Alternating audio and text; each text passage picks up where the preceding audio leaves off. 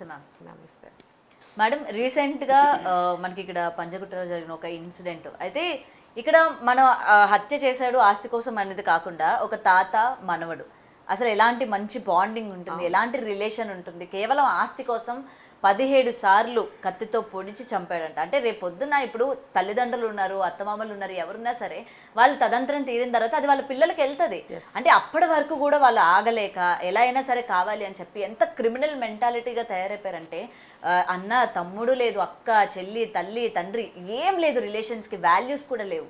So దీన్ని ఎలా చూడొచ్చు అంటారు? రానున్న కాలంలోనే ఇంకా ఏ విధంగా తయారవుతుందని చెప్పి కూడా భయం పుట్టుకొస్తూ ఉంటుంది. మనం ఎవరిని సొంత అన్నను కూడా ఏమైనా అంటే అమ్మ వాడు మనల్ని రేపు పొద్దున ఏం చేస్తాడా అన్న భయం కూడా ఇలాంటి ఇన్సిడెంట్ చూస్తుంటే అనిపిస్తూ ఉంటుంది. సో దీన్ని ఎలా చూడొచ్చు అంటారు? ఏమి లేదండి, డబ్బే ప్రధానం దేనికైనా సరే. తర్వాత కోపం, ఫ్రస్ట్రేషన్, తట్టుకోలేని స్థితిలో ఉన్నారు. దేనికి కూడా తట్టుకునే స్థితి లేదు. డబ్బు డబ్బు డబ్బు. ఇంకొకటి ఏంటంటే వాళ్ళు పెరిగిన వాతావరణం చూడండి. బాగా డబ్బున్న వాళ్ళు, అంత బాగా డబ్బున్న వాళ్ళు పిల్లల్ని చాలా ఏమంటారు అపురూపంగా గారంగా ఏది అడిగితే అది ఇచ్చి పెంచుతారు. అఫ్కోర్స్ బాగా చదువుకుంటారు కూడా వాళ్ళు.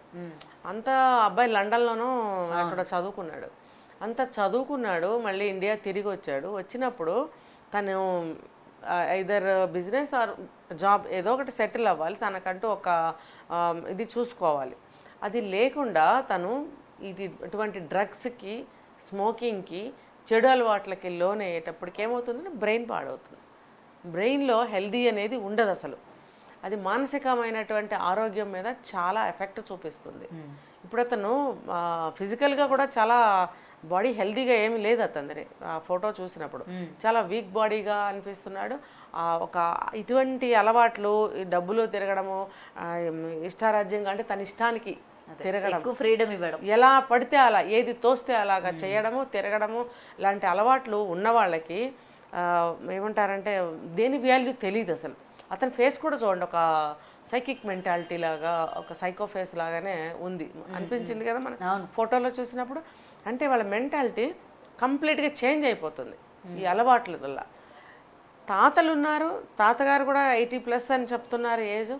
తల్లి ఉన్నారు, ఇంకా ఫుల్ ఫ్యామిలీ అందరూ ఉన్నారు, సిబ్లింగ్స్ ఉన్నారు. ఇంత మంచి ఫ్యామిలీ ఉన్నారు. అంటే చిన్న వయసు వాళ్ళు ఎవరు లేదు, పెద్దవాళ్లే ఉన్నారు. పెద్దవాళ్ళ మధ్యన పెరిగిన పిల్లలు చాలా బాగుంటారు. అంటే ఒక డిసిప్లిన్ కానీ, ఒక వాల్యూస్ కానీ, ఏదైనా కూడా అలవాట్లు కానీ. మరి అతనికి అవి ఎందుకు సహకరించలేదు అతనికి అటువంటి వాతావరణం అని అంటే అతను చెడు అలవాట్లకి లోనయ్యాడు. ఇంకొకటి వారసత్వము, ఆస్తి పంపకాలు అని అన్నారు. ఇప్పుడు ఎవరికి ఎంత పెట్టాలి, ఎవరికి ఎంత ఇవ్వాలి అనేది పెద్దవాళ్ళకి ఖచ్చితంగా తెలుస్తుంది. ఒక పిల్లవాడు, 4-5 పిల్లలు ఉన్నారు, లేకపోతే 2 ఉన్నారు. ఏ పిల్లవాడు ఎక్కువ తింటాడు, ఏ పిల్లవాడు తక్కువ తింటాడు, ఏ పిల్లవాడు ఎక్కువ శ్రమ చేస్తున్నాడు, ఆ శ్రమ చేసిన పిల్లవాడికి ఎంత భోజనం పెట్టాలి, శ్రమ చేయకుండా ఖాళీగా లేజీగా ఒక పక్కన అలాగా కూర్చునే బాబుకి ఎంత ఫుడ్ పెట్టాలి అనేది పేరెంట్స్కి ఖచ్చితంగా తెలుస్తుంది. Yes or no? తెలిసినప్పుడు అలాగే ఈ ప్రాపర్టీ అనేది కూడా ఎవరు దాన్ని డెవలప్ చేయగలరు, ఏ వింగ్లో అతనికి స్కిల్స్ ఉన్నాయి, ఏ వింగ్ ఇస్తే అతను డెవలప్ చేయగలుగుతాడు, ఆ వింగ్కి సంబంధించిన స్కిల్స్ కానీ, టాలెంట్స్ కానీ, సమర్థత కానీ ఎవరికి ఉంది అనేది వాళ్ళు చూస్తారు. చూసి దాని ప్రకారమే ఆయన బిజినెస్ వాళ్ళు కాబట్టి అది ఆ రకంగా వాళ్ళకి షేర్ చేయటం జరిగింది. మరి ఇతనికి ఎలా నాకు తక్కువ ఎక్కువ ఇచ్చారు, అతనికి అందులో డైరెక్టర్ని చేశారు, నన్ను చేయలేదు అనేటువంటి అభిప్రాయం ఏదో కలిగింది. డిఫరెన్సెస్ తల్లిదండ్రులు నన్ను ఒకలా చూస్తున్నారు, తను ఒకలా చూస్తున్నారు అని చెప్పి ఇప్పుడు పోల్చుకుంటున్నారు. ఆ మనవాడిని చూస్తున్నట్టు నన్ను చూడట్లేదు అంటే ఇక్కడ వీళ్ళిద్దరే కాదు, ఇంకా ఉన్నారు ఆయనకి, పెద్ద ఆయనకి ఇంకా సంతానం ఉన్నారు, ఇంకా పిల్లలు మనవాళ్ళు అందరూ ఉన్నారు. ఉన్నప్పుడు ఇతను పర్టికులర్గా అలా ఎందుకు పెట్టుకోవాల్సి వచ్చిందంటే చూడండి, సిబ్లింగ్స్ మధ్యలో కూడా చిన్నప్పటి నుంచి శత్రుత్వాలు ఉంటాయి, అసూయ ద్వేషాలు ఉంటాయి, సహించలేని తనం ఉంటుంది. చూడండి, అల్లరి చేసే పిల్లల్ని అల్లరి చేయగానే కొంచెం కసురుతారు పెద్దవాళ్ళు. కొంచెం బుద్ధిగా ఉన్న వాళ్ళని ఏమి అనరు. లేదు చూడు వాడు అల్లరి చేయకుండా ఉన్నాడు, నువ్వు ఎందుకు అల్లరి చేస్తున్నావు అంటే ఆ పోలిక అనేది అది ఇంటెన్షన్గా పోల్చకపోవచ్చు, కానీ అన్నను చూసి అల్లరి చేయకుండా ఉంటాడు కదా అని ఏదో చెప్పబోతారు పేరెంట్స్. అక్కడి నుంచి వాళ్ళకి స్టార్ట్ అవుతుంది ఆ జెలస్ అనేది, ఇన్ఫీరియారిటీ కాంప్లెక్స్ కూడా వాళ్ళకి వస్తుంది. ఇప్పుడు వాళ్ళని బాగా చూస్తున్నారు, వాళ్ళంటేనే నీకు ప్రేమ, వాళ్ళకే నువ్వు అన్నీ ఇస్తున్నావు, వాళ్ళకే అన్నీ పెడుతున్నావు, నేను నన్నేమి చూడట్లేదు అంటే కొంతమంది పేరెంట్స్ చెప్తారు ఏమనంటే నువ్వు అల్లరి చేయకుండా ఉంటే నీకు కూడా అన్నీ దొరుకుతాయి కదా అని. అప్పుడు వాళ్ళ గ్రహింపు ఉండదు ఆ పిల్లలకి. నేను అల్లరి చేస్తున్నాను కాబట్టి అనేది వాళ్ళకి తెలియదు.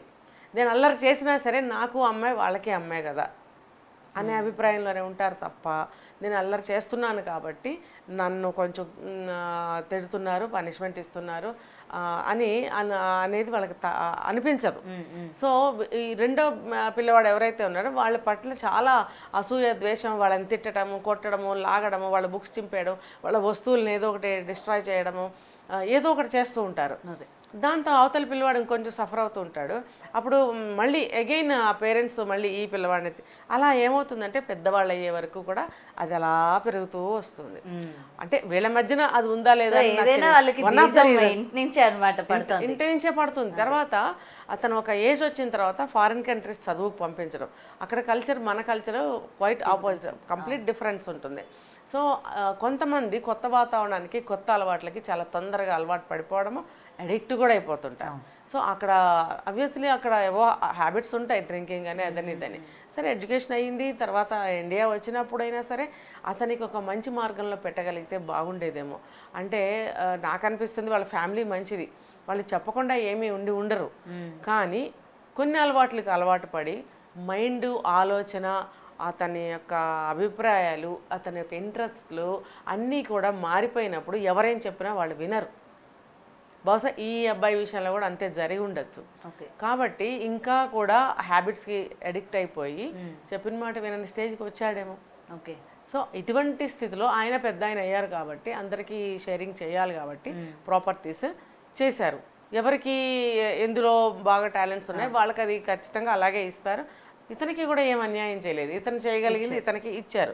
ఇంకొక డాటర్ వాళ్ళ సన్ కాబట్టి సమానంగానే ఇంకొక డాటర్ సన్కి అలా అలా ఇచ్చుకుంటూ వచ్చినప్పుడు ఇతనికి ఏదో లోటు అనిపించింది.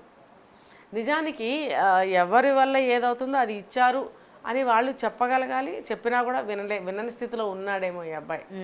మొత్తానికి ఆ కోపం మీద ప్రీ ప్లాన్డ్గానే ఇలా చేశాడు. 73 times ఆయన అటాక్ చేశాడు అని అంటే, పొడిచాడు అని అంటే, తల్లి వస్తే కూడా తల్లి మీద కూడా 6 times అటాక్ చేశాడు. మరి ఆవిడ హాస్పిటలైజ్డ్, ఆయన అయితే చనిపోయారు. చూడండి ఇప్పుడు ఫ్యామిలీ ఎంత డిస్టర్బ్ అయింది. ముఖ్యంగా ఇతనిని ఎవ్వరు ఫ్యామిలీలో ఇంకా కలుపుకోవాలని చూడరు. తల్లే పోలీసులకి కంప్లైంట్ 100కి ఫోన్ చేశారని చెప్తున్నారు.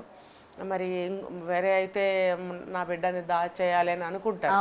కానీ ఆవిడ కాల్ చేశారు అని అంటే ఈ అబ్బాయితో ఆవిడ ఎంత ఇబ్బంది పడి ఉంటారో, ఈ అబ్బాయి ఎంత బ్యాడ్ ట్రాక్లో ఉండి ఉంటాడో, ఇంకా ఇతనికి ఇదే సరి అని అనుకుని ఉండబట్టే ఆవిడ 100కి కాల్ చేయటం జరిగింది.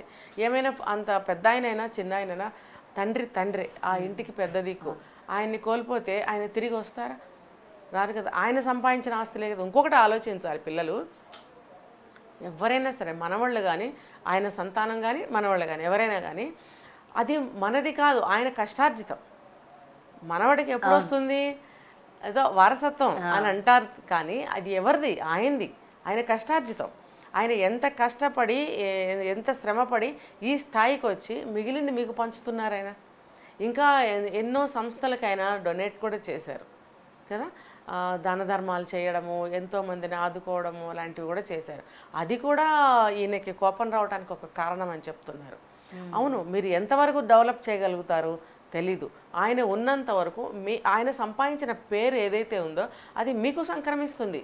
ఫలానా ఆయన ఎన్ని దాన ధర్మాలు చేశారు, ఫలానా ఆయన ఇంత గొప్ప వ్యక్తి, ఆయన సంతానము, ఆయన వారసులు అని చెప్పి పేరు ఉండాలని ఆయనకి కొంత ఈ విషయంలో కూడా స్వార్థం కొంచెం ఉండే ఉంటుంది. మంచి పేరు, కీర్తి ప్రతిష్టలు సంపాదించాలనే ఒక స్వార్థం కూడా ఆయనలో ఉండే ఉంటుంది.